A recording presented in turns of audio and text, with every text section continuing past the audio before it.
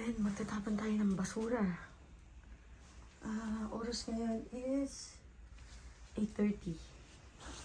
Tignan nyo ang struggle. Paglabas ko ng pinto na yan.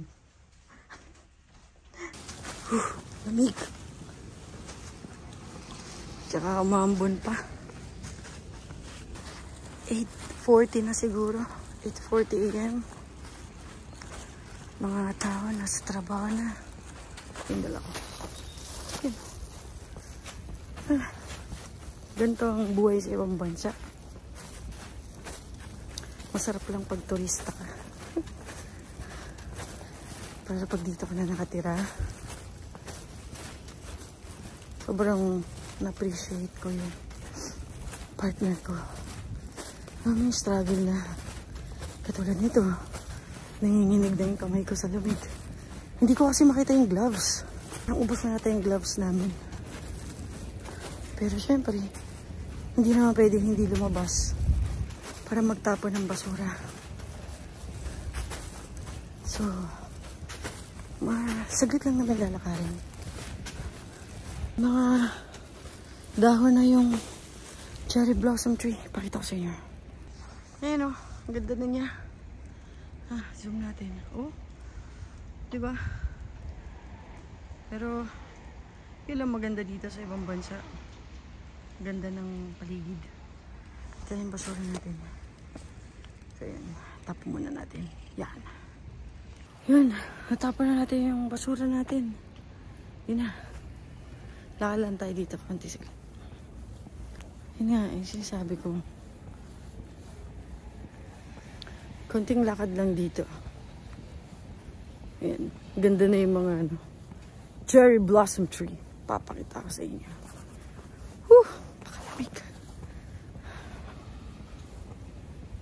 Yan. Tingnan natin.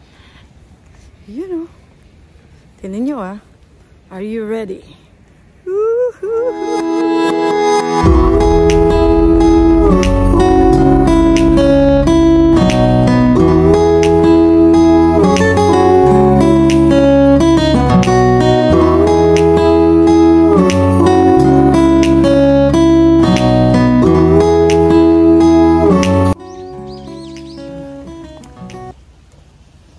Yung mga ganyang pagkakataon na alam mo yan, kahit sobrang lamig, kailangan mong labanan.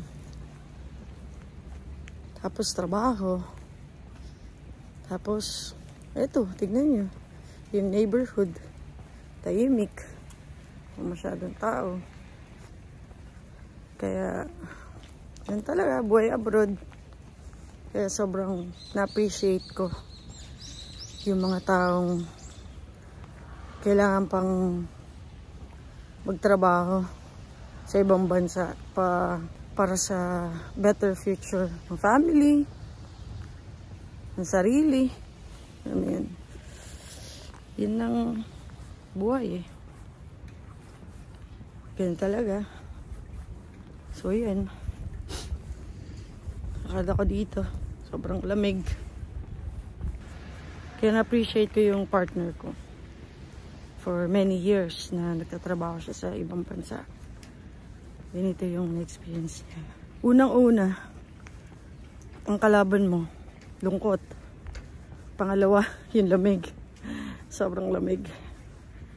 Pangatlo, syempre, pagka umiidad ka na, medyo masakit-sakit na yung mga buto mo. Mga laman-laman mo.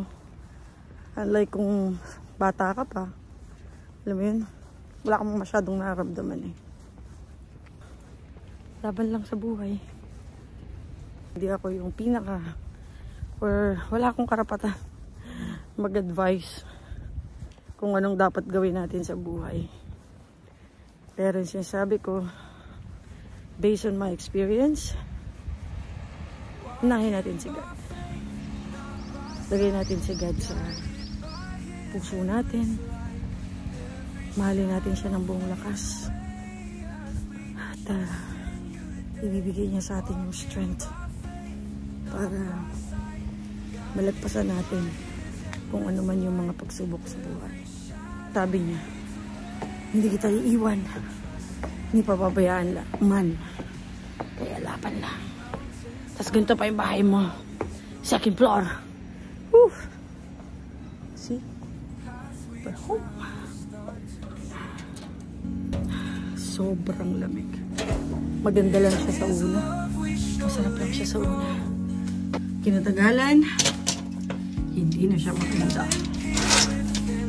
Peace.